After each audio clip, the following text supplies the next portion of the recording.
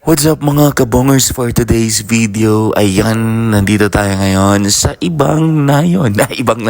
Ibang lugar naman tayo guys. Kasi ayan, so it's time to break free. Yun, so nandito tayo ngayon sa Malavesia, seaside, along seaside. Naglalakad tayo because it's so gutom na. Naghahanap tayo ng makainan. Pero anong ginawa natin dyan? Ayan, kasama natin yung ating mga kaibigan dyan. Of course, yung ating pinsan. Diba? Anyong sayo? Ayan. So, yan, Kuya Edgar, and of course, Miggy. Yan. So, nandito tayo sa Mawanga. So, inaantay namin dito yung kapatid ko tsaka yung pinsan ko.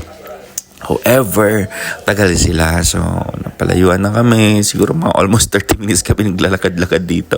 Ayan. So, yun na nga, while naglalakad tayo, nakita natin itong Pause shop. Tsaka parang motel ng mga pusa. Ang galing, ang cute ng concept. Tingnan nyo naman, So, pwede nyo iwanan dito ng one night yung kanyang mga pusa tsaka aso.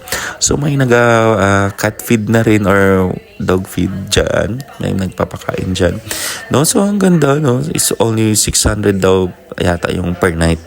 So, yun. So, ito na yung parking. Tapos, wala lang. Tingnan natin saan tayo pupunta.